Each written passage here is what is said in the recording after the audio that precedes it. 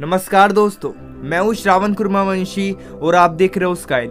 No contact rule के बारे में आपने बहुत कुछ सुना होगा कि नो कांटेक्ट रूल किस तरीके से काम करता है, नो कांटेक्ट रूल क्या होता है और हम नो कांटेक्ट रूल को कब कब अप्लाई कर सकते हैं, कब कब यूज कर सकते हैं। लेकिन आज मैं आपको सिंपल लेकिन डायरेक्ट एक बात बताने वाला हूँ जिससे आपको काफी ज्यादा हेल्प हो सकती है। आज मैं नो कांटेक्ट रूल के बारे में एक ऐसी बात आपको बताने वाला हूँ जिससे आप काफ़ी ज़्यादा स्ट्रॉन्ग पर्सन बन सकते हो।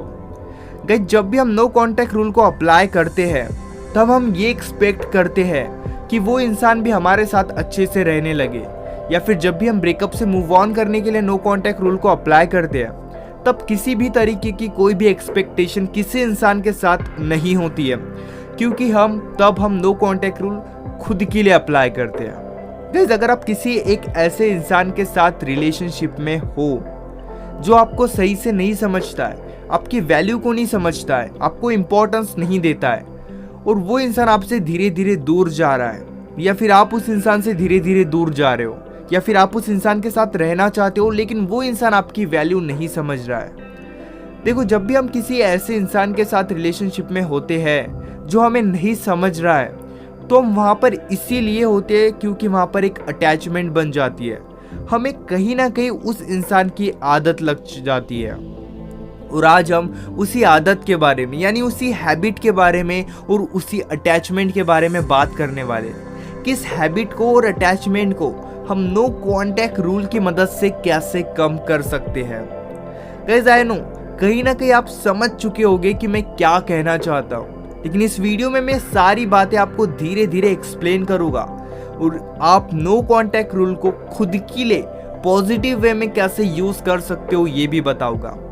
सबसे पहले एक बात समझ लो, जब भी हम किसी एक इंसान के साथ रिलेशनशिप में होते हैं जो हमें नहीं समझता है तो कहीं ना कहीं हम अटैचमेंट की वजह से ही उस इंसान के साथ होते हैं। लेकिन तब अगर आप नो कांटेक्ट रूल को अप्लाई करते हो तो वो अटैचमेंट और वो आदत धीरे धीरे कम हो जाती है। गाइस, अगर आप किसी इंसान के साथ बहुत ज़्यादा इमोशनली अटैच हो, आपको उस इंसान की आदत लग चुकी है, तो आप उस इंसान के साथ ज़्यादा खुश नहीं रह सकते, क्योंकि उस इंसान की छोटी छोटी बातें आपको बहुत ज़्यादा दर्द दे सकती है। यानी अगर कोई आपकी वैल्यू नहीं कर रहा है और उसी इंसान के साथ आप इमोशनली बहुत ज़्यादा अटैच हो तो उस इंसान की बातें आपको काफ़ी ज़्यादा हर्ट कर सकती है, आपका काफ़ी ज़्यादा दिल दुखा सकती है। लेकिन तब आप नो कांटेक्ट रूल को अप्लाई करो, किसी और के लिए नहीं बल्कि खुद के लिए।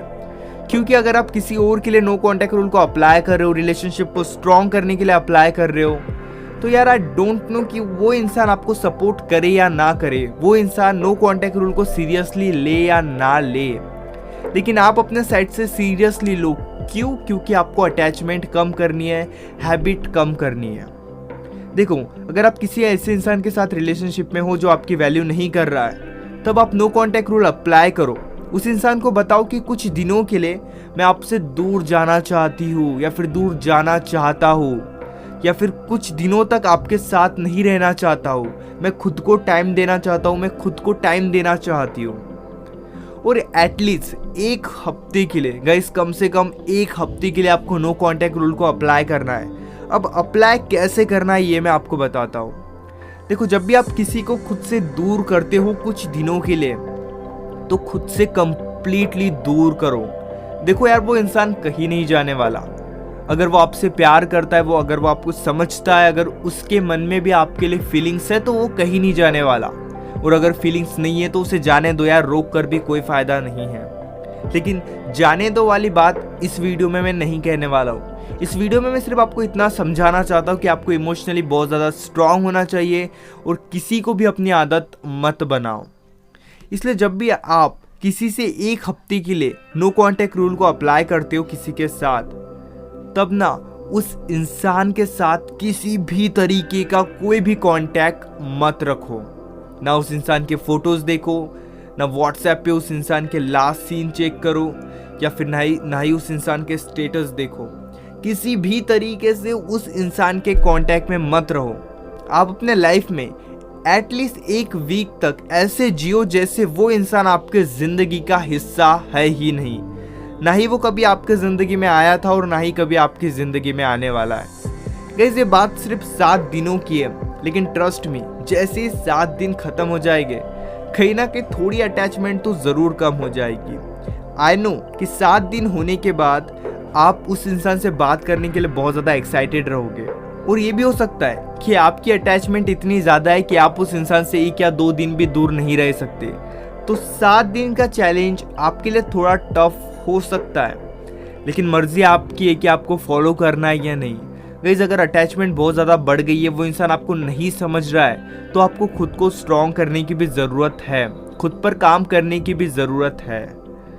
Hope guys you understand what I want to से।